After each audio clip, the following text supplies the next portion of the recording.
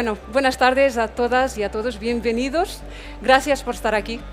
Bueno, mi nombre es Susana Carvalho, soy la responsable de sostenibilidad y de transición climática en BONDALTI. Ahora voy a trasladar al inglés, que creo que es mejor para todos. Bueno, y os voy a empezar a hablar de la transición climática and how organizations can adapt and drive their strategy to lead into climate transition. But first of all, I'm going to take you into a journey with me.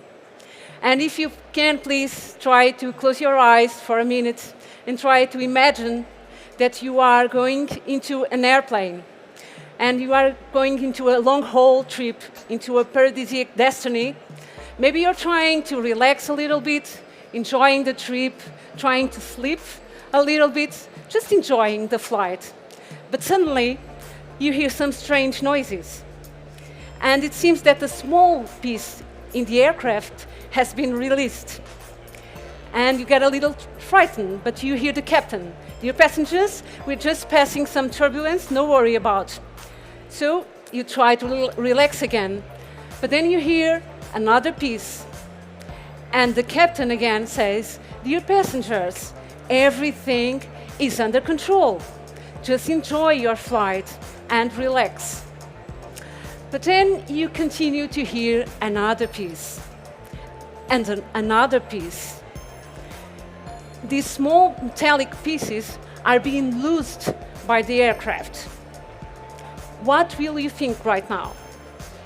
Well, this is exactly what is happening in our world. Every year, we lose about 2,000 species. And this is a 10,000 times higher rate than the natural extinction rate. And that will lead us into a very, very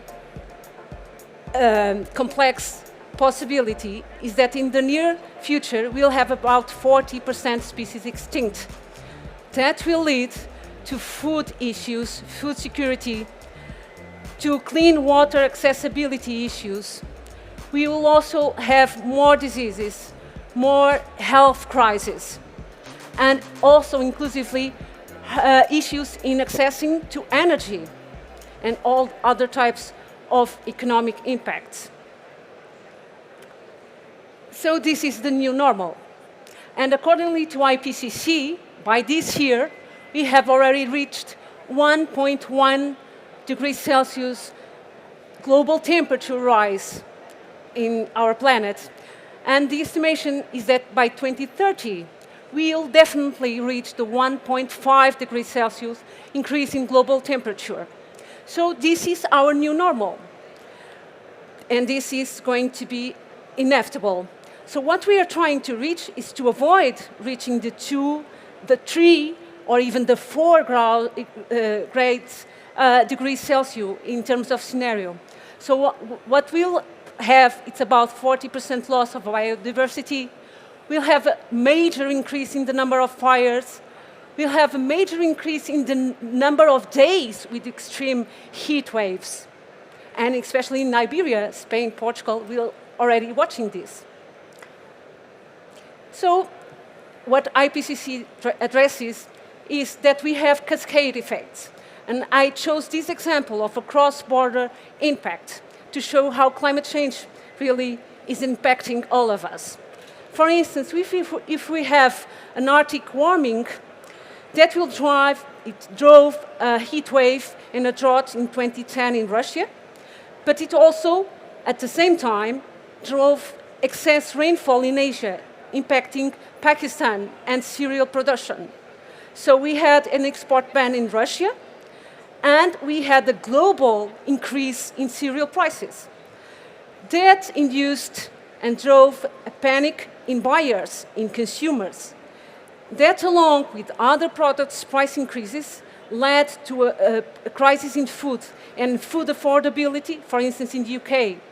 These kind of issues drive social impacts and drive food-related riots. This is just an example of how climate change may impact the economic growth. So setting the arena and how organizations have to handle in this context.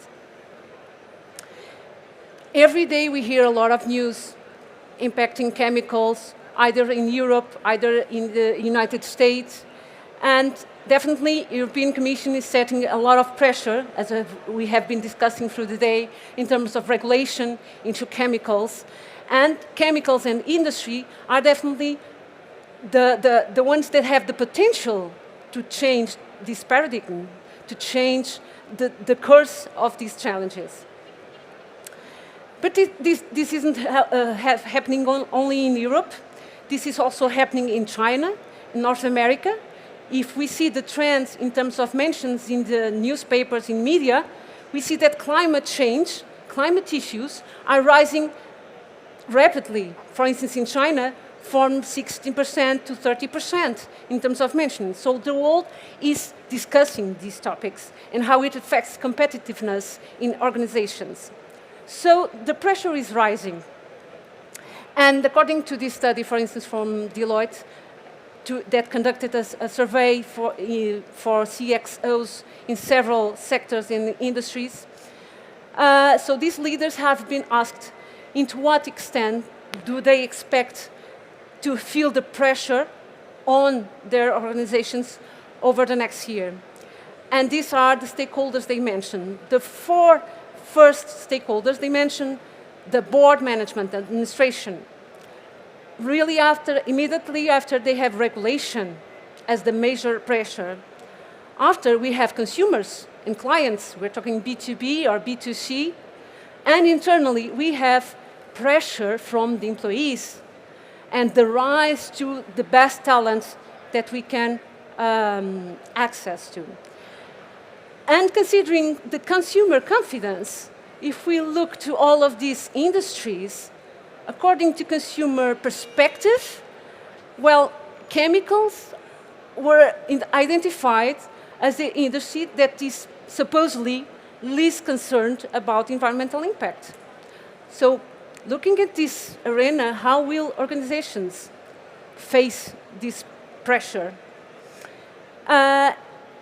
And in terms of issues, these CXOs have been asked about which will be the main issues affecting your strategy, your organization over the next year. And first of all, of course, economic outlook. Everyone is worried about geopoliticals, etc. But the second topic, it comes to be climate change. And into what degree do you expect it to be affecting your strategy and operations? More than 60% answered that it will be a very high or a high pressure. And how are these leading organizations handling this pressure?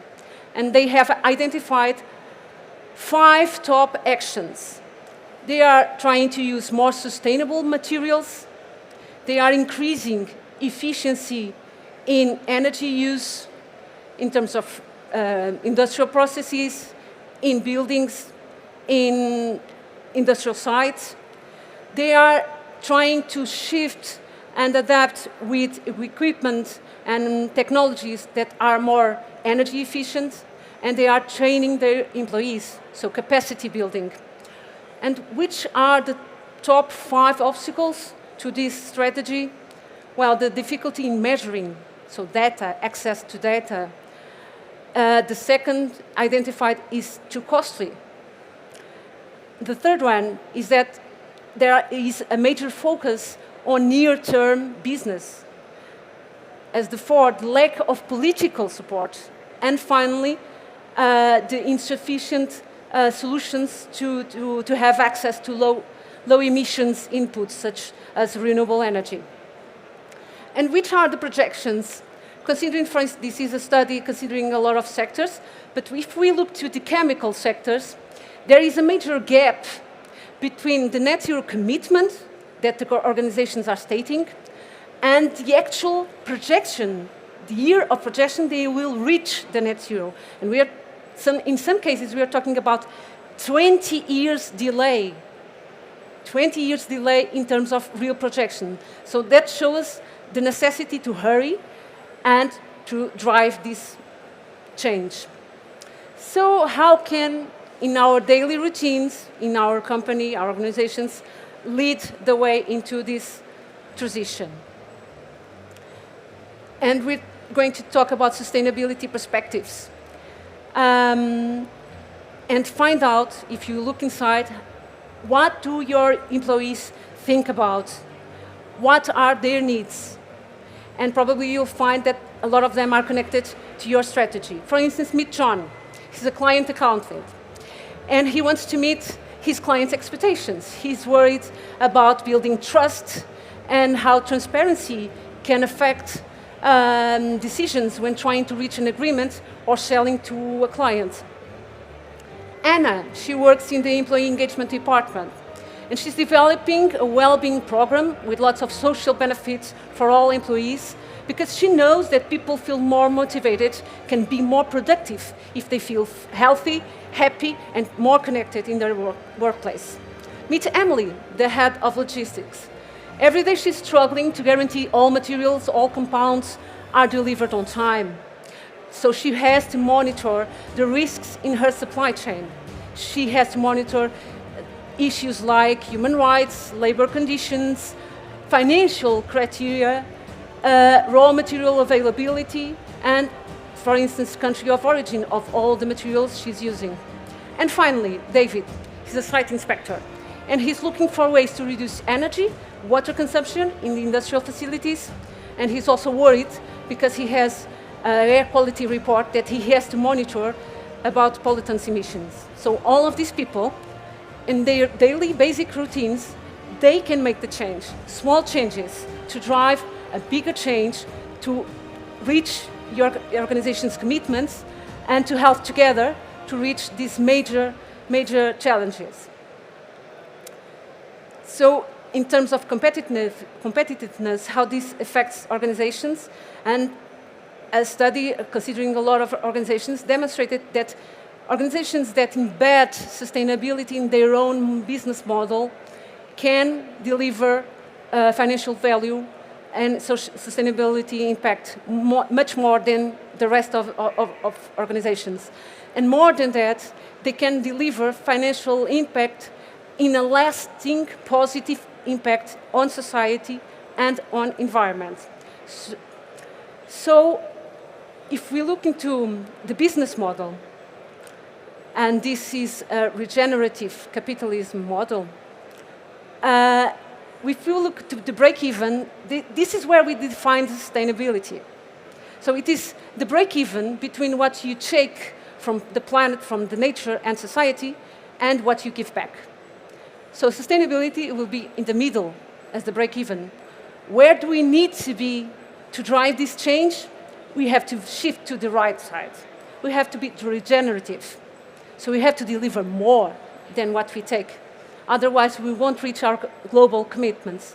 So these organizations on the right side, they view wealth holistically, they innovate, they are adaptive, they are resilient, they have robust circulatory flows, they work on circularity, and they seek balance between all the stakeholders. And in terms of trends, if we look, these are the trends stated by Standard & Poor's for 2023. These are the 5 main topics organizations should focus on when delivering this type of strategies and working through this trajectory.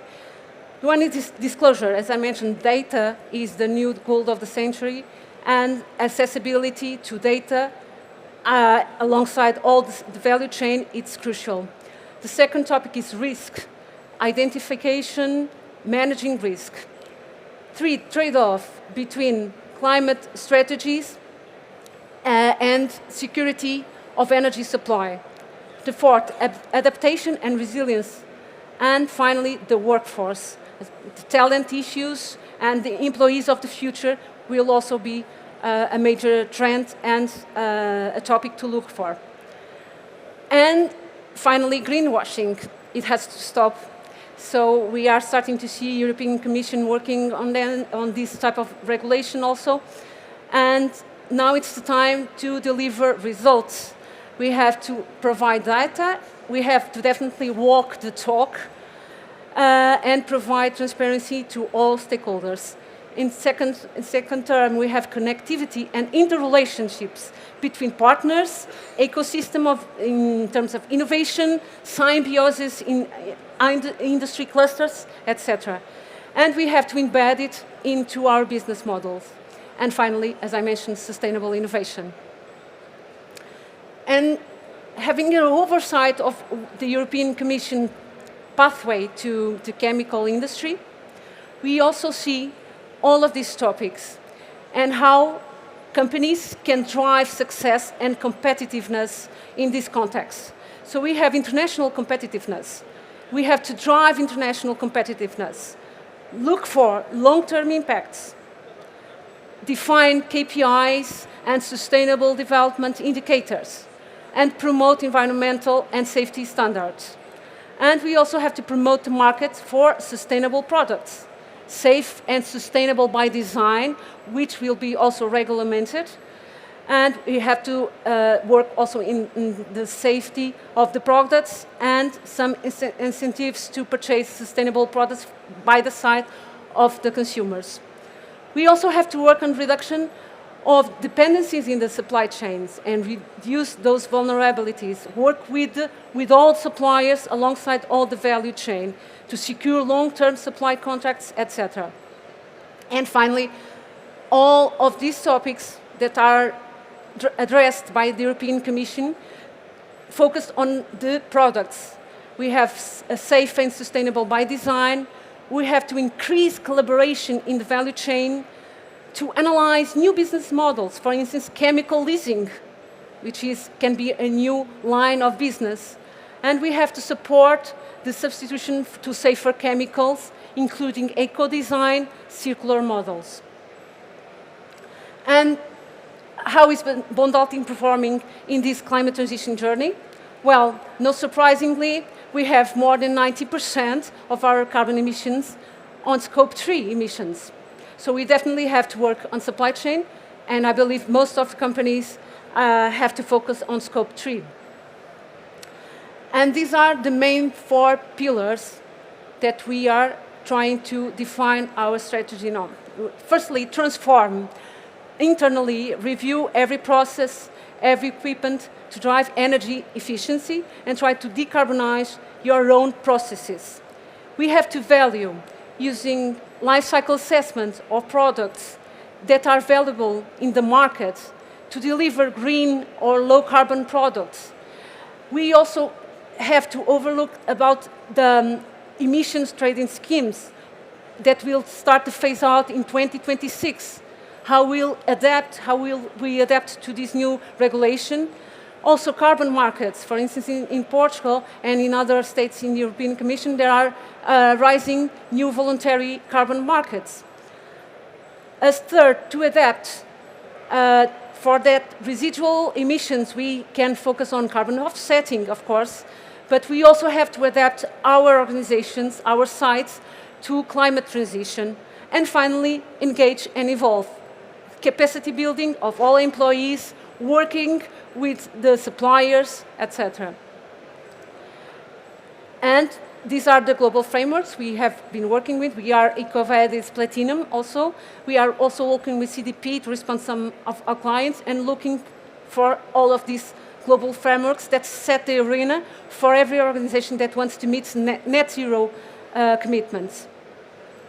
And some of innovation examples. We have this project, BioHyco, which is a high-performance synthetic fuel from biogas for the production and separation of hydrogen and pure and dry carbon monoxide. And which are the expected results in terms of economy? We'll have a major product efficiency rise. We will contribute to food security and quality. In terms of environment, we'll have a waste valorization, increase circular models, and we will also have a biogas market value. Another example, we have been developing this new generation storage. This project is trying to develop a new technological platform with application in the mining and refining, production of components, and also application in batteries for electric vehicles. And the ambition on this project, in terms of environment, we aim to reduce about 50% of greenhouse gas emissions. In terms of social, we are targeting about 200 new technical scientific jobs and leveraging entrepreneurship and driving higher education. In terms of economic, we are also trying to assemble 8 pilot lines in industrial production. And finally, inox. This is an innovative technology that will allow the valorization of byproducts from the production of nitric acid, reconverting it greenhouse gases like nitrous oxide and NOx through the electrochemical processing. And again, the expected results are major. In terms of innovation, we have an efficient use of resources, introducing new circular models, industrial modernization, and reduction and reuse of byproducts and waste from all of these products, and contributing to decarbonization. So finally, this journey starts in you, in every one of us. I hope you have enjoyed. If you have any questions, please reach or contact me at the end. I'll be available for any question you might have. Thank you.